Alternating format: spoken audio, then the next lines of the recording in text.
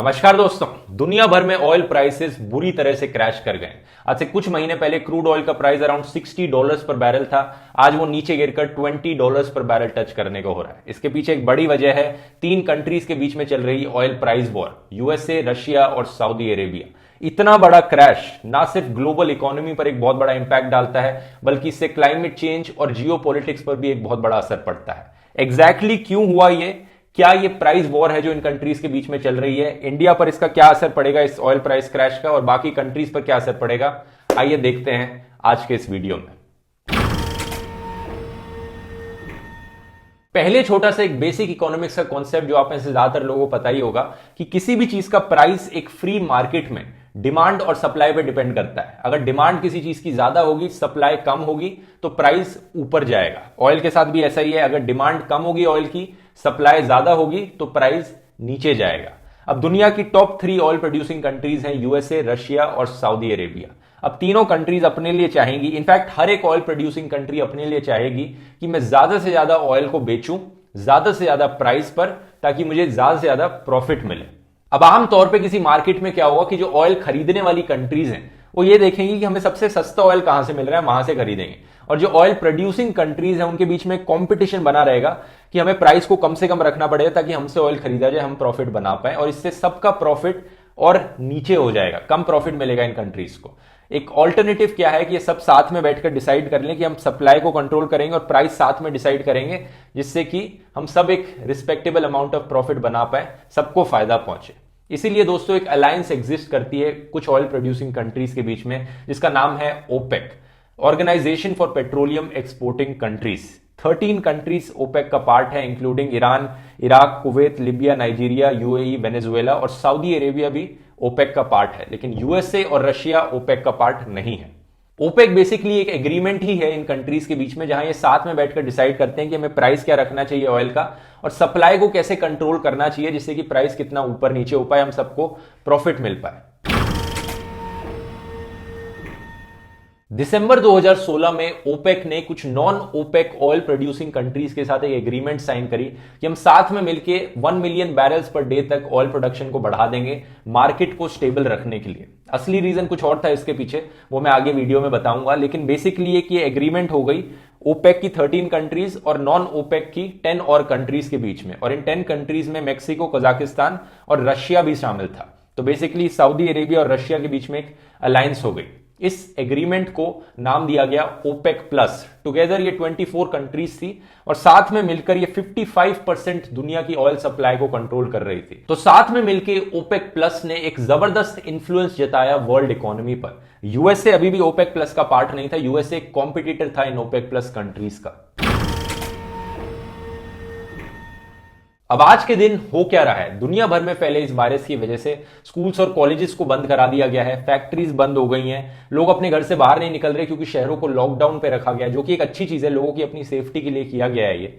अगर आप इस टॉपिक पर मेरे वीडियो का इंतजार कर रहे थे तो मैं जल्द ही इस पर एक अपडेटेड वीडियो बनाऊंगा नेक्स्ट। लेकिन आज के वीडियो में ऑयल पर ही फोकस करते हैं। तो इन सब चीजों की वजह से एयर ट्रैवल कम हो गया, शिपिंग कम हो गई है, जिससे ऑयल की जरूरत कम हो गई है, ऑयल की डिमांड कम हो गई है, इसलिए ऑयल का प्राइस नीचे जा रहा है। एक रीजन तो ये हो गया। लेकिन दोस्तों अगर ऑयल की डिमांड कम हो रही है और ऑयल की सप्लाई को भी अगर हम कम कर दें तो प्राइस को स्टेबल रखा जा सकता है। इसीलिए 5 मार्च 2020 को ओपेक ने एक मीटिंग बुलाई अपनी वियना में, और इन्होंने डिसाइड किया कि साथ में मिलकर ये ऑयल प्रोडक्शन को 1.5 मिलियन बैरल्स पर डे से कम कर देंगे ताकि प्राइसेस को स्टेबल रखा जा सके, सब प्रॉफिट कमा सकें ऑयल प्रोड्यूसिंग कंट्रीज। ओपेक ने ये चीज नॉन ओपेक वाली कंट्रीज को भी बताई, इंक्लूडिंग रशिया, अपने ओपेक प्लस मेंबर्स को बताई, और उनको भी रिक्वेस्ट किया कि आप अपने प्रोडक्शन कम करो ताकि सब यहां पर प्रॉफिट कमा सकें। लेकिन रशिया ने ये करने से मना कर दिया। इनफैक्ट रशिया ने अपनी प्रोडक्शन और बढ़ा दी। इससे हुआ क्या? डिमांड कम थी पहले से, सप्लाई और भी ज्यादा बढ़ गई, इससे ऑयल प्राइसेस बुरी तरह से क्रैश कर गए और रशिया और ओपेक की जो अलायंस थी वो भी खत्म हो गई। एक ऑब्वियस सा सवाल यहां पर उठता है कि रशिया ने ऐसा किया क्यों?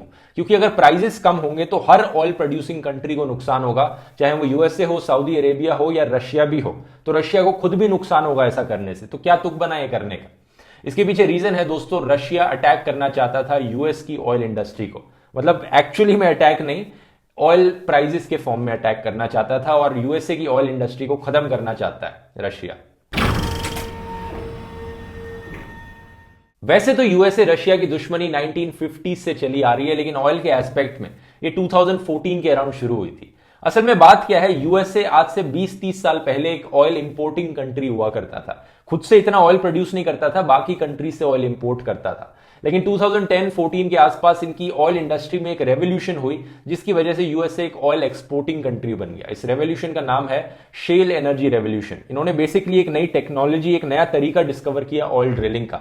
एक कॉम्बिनेशन था हाइड्रोलिक फ्रैक्चरिंग का और हॉरिजॉन्टल ड्रिलिंग का, जिसे शेल ऑयल कहा जाता है, जिसकी वजह से ये एग्जिस्टिंग ऑयल फील्ड से और प्रॉफिटेबल तरीके से और ज्यादा ऑयल प्रोड्यूस कर पाए। ये शेल ऑयल इतना रेवोल्यूशनरी निकला कि इसने यूएसए को दुनिया का नंबर 1 ऑयल प्रोड्यूसर बना दिया। रशिया और सऊदी अरेबिया को भी पीछे छोड़ दिया। रशिया और सऊदी अरेबिया से यूएसए ने मार्केट शेयर छीन लिया।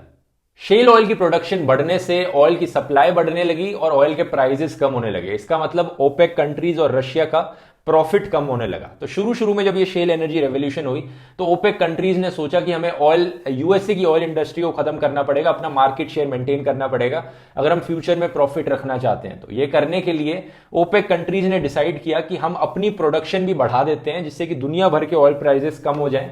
और ये कम होने से यूएसए के लिए शेल एनर्जी प्रोड्यूस करना प्रॉफिटेबल नहीं रहेगा, तो वो प्रोड्यूस करना बंद कर देंगे। इसलिए हम बाद में इकलौते ऑयल प्रोड्यूसर्स बन जाएंगे।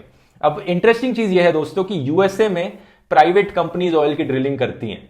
प्राइवेट कंपनीज बैंकक्रप्ट हो गई तो यूएसए की गवर्नमेंट उन्हें बचाने तो आएगी नहीं, लेकिन सऊदी अरेबिया और रशिया जैसी कंट्रीज में oil producing companies nationalised companies थी, तो गवर्नमेंट उन्हें डायरेक्टली कंट्रोल करती थी। तो गवर्नमेंट अपनी फंडिंग दे सकती थी इन कंपनीज को चलते रहने के लिए।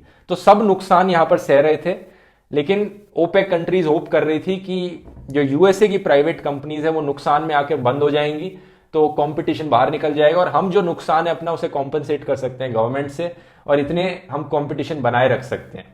लेकिन ये प्लान इतना सक्सेसफुल नहीं हुआ। जो यूएस की प्राइवेट कंपनीज थी ऑयल प्रोड्यूस करने वाली, वो सारी बंद नहीं हुई, कुछ बंद हुई, लेकिन ओवरऑल उन्होंने सस्टेन कर रखा था अपने आप को इस ऑयल प्राइसेस जब कम हो रहे थे तो। लेकिन आज के दिन रशिया को अभी भी लगता है कि वो यूएस की प्राइवेट कंपनीज को कंपटीशन से बाहर निकाल सकता है, अपना मार्केट शेयर वापस ले सकता है ऑयल प्रोडक्शन में। इसीलिए रशिया ने अपनी सप्लाई बढ़ा दी, प्राइसेस को कम रखा है, और प्राइसेस अगर ज्यादा देर तक कम रहेंगे तो यूएस की कंपनीज प्रॉफिट नहीं कमा पाएंगी और बैंकक्रप्ट हो जाएंगी, बंद होना पड़ेगा उन्हें, और रशिया को अपना मार्केट शेयर वापस मिल पाएगा। बेसिकली रशिया बाकी और रीजन से भी काफी फ्रस्ट्रेटेड है यूएसए की वजह से, क्योंकि क्रीमिया हो गया, यूक्रेन हो गया, यूएसए ने सैंक्शंस लगा रखे हैं रशिया के ऊपर, जिससे वैसे ही काफी इफेक्ट पड़ रहा है उनकी इकोनॉमी पर। तो उन्होंने सोचा कि अभी के लिए हम ये लॉस सह लेते हैं। इस लॉस के दौरान हमें तो लॉस हो ही रहा है, लेकिन यूएस की कंपनीज बंद हो जाएंगी, और बाद में जब यूएस की कंपनीज बंद हो जाएंगी हमारा मार्केट शेयर बढ़ेगा, हम ऑयल के प्राइसेस बढ़ा देंगे, तब हमें और प्रॉफिट मिलेगा। रशिया को लगता है कि जो ओपेक नहीं कर पाया वो रशिया कर सकता है। Alexander Dynkin, president of institute of world economy and international relations है मॉस्को में, ये रशिया का एक थिंक टैंक है बेसिकली। इन्होंने कहा है कि Russia has decided to sacrifice OPEC plus to stop US shale producers and punish the US for messing the North Stream 2 project. North Stream 2 एक और प्रोजेक्ट था जिसमें कि यूएसए ने सैंक्शंस लगाए, जिससे रशिया को नुकसान हो रहा है। Of course to upset Saudi Arabia could be a risky thing, but this is Russia strategy at the moment, flexible geometry of interest. मतलब रशिया को पता है कि सऊदी अरेबिया को नाराज करना, ओपेक को नाराज करना, एक तरह से जंग खेलना है दो तरह से। एक तरफ तो यूएसए को भी नाराज किया जा रहा है और ओपेक को भी नाराज किया जा रहा है यहां पर। लेकिन रशिया ने इस टाइम यही डिसीजन लिया है क्योंकि वो यूएस को ज्यादा टारगेट करना चाहता है, तो इसलिए ओपेक के डिसीजन को इग्नोर कर दिया। अब असर क्या पड़ रहा है इस डिसीजन का? रशिया जो चाहता है दोस्तों वो कुछ हद तक होएगा। अगर लो ऑयल प्राइसेस काफी समय तक मेंटेन रहे तो यूएस में काफी स्मॉल ऑयल ड्रिलिंग कंपनीज हैं। हर कंपनी यूएसए में बड़ी कंपनी नहीं है, कुछ स्मॉल बिजनेसेस भी हैं जो ऑयल ड्रिलिंग करते हैं, उनको बहुत भारी नुकसान होगा। वो वैसे ही नुकसान में है क्योंकि डिमांड इतनी कम चल रही है, तो एक्चुअली में काफी कंपनीज बैंकक्रप्ट हो सकती हैं। लेकिन जो बड़ी कंपनीज हैं जैसे कि एक्सॉन या शेवरॉन, उनकी बैलेंस शीट, उनके पास इतना पैसा है कि वो लॉस में नहीं जाएंगी, लेकिन स्मॉल कंपनीज को डेफिनेटली नुकसान हो सकता है। यूएस गवर्नमेंट प्लान कर रही है गवर्नमेंट असिस्टेंस देने की इन ऑयल ड्रिलिंग कंपनीज को, ताकि इन्हें बैंकक्रप्ट होने से रोका जा सके।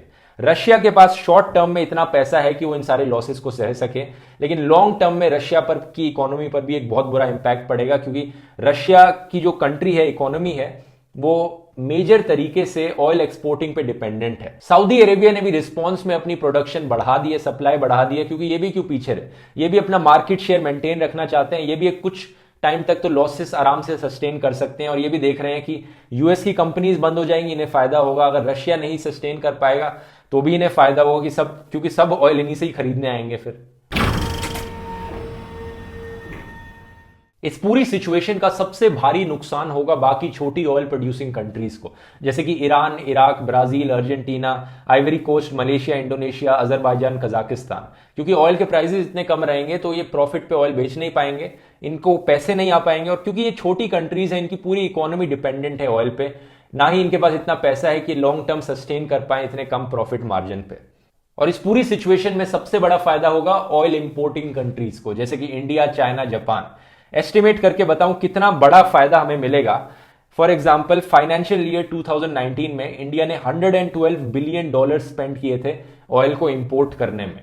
अगर प्राइसेस ऐसे ही रहे तो इंडिया प्रिडिक्ट किया जा रहा है कि फाइनेंशियल ईयर 2020 में इंडिया स्पेंड करेगा अराउंड $64 बिलियन, सिर्फ हाफ हो गया है ये। तो अप्रोक्सीमेटली $60 बिलियन का इंडिया को फायदा होगा। इंडिया की इकोनॉमी के लिए काफी अच्छी खबर है। इंडियन गवर्नमेंट ये फायदा कंज्यूमर्स को पास ऑन करेगी, ये देखने वाली बात होगी। लगता तो नहीं है, क्योंकि आपने देखा ही होगा इंडियन गवर्नमेंट ने टैक्सेस बढ़ा दिए ताकि ये जो सारा फायदा है ये गवर्नमेंट के पास जाएगा और गवर्नमेंट अपने आप को और इकोनॉमिकली बेटर बनाएगी। अनफॉर्चुनेटली इन्वायरमेंट के पर्सपेक्टिव से इस पूरी सिचुएशन का एक बहुत नेगेटिव इंपैक्ट पड़ेगा, क्योंकि ये वो समय है दोस्तों जब पूरी दुनिया ट्रांजिशन कर रही है कि इलेक्ट्रिक कार्स में स्विच किया जाए, और इलेक्ट्रिक कार इंडस्ट्री के लिए अच्छा नहीं है अगर ऑयल इतना सस्ता मिलेगा, फ्यूल इतना सस्ता मिलेगा। तो बाकी कंट्रीज में ये डिले कर देगा इलेक्ट्रिक कार के स्विच को और रिन्यूएबल एनर्जी में जो स्विच हो रहा है उसको। प्लस जो रिसाइक्लेबल प्लास्टिक्स हैं वो भी और महंगे हो जाएंगे नए प्लास्टिक बनाने के कंपैरिजन में। अगर ऑयल इतना सस्ता होगा तो वो भी, मतलब कंपनीज को भी इकोनॉमिक इंसेंटिव नहीं मिलेगा रिसाइकल करने का।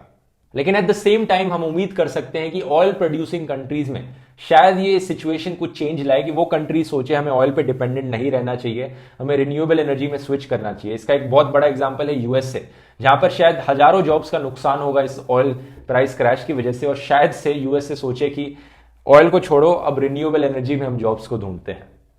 उम्मीद है दोस्तों आपको ये वीडियो काफी इन्फॉर्मेटिव लगा होगा। इस वीडियो को शेयर कीजिए। अगर आप ऐसे ही और एजुकेशनल वीडियोस देखना चाहते हैं आप मुझे सपोर्ट कर सकते हैं patreon.com/ध्रुव राठी पर, या फिर यूट्यूब पर एक मेंबर बनके, ताकि ऐसे ही और कंटेंट मैं आपके लिए फ्यूचर में भी बनाता रहूं। चलिए दोस्तों, मिलते हैं फिर अगले वीडियो में। बहुत बहुत धन्यवाद।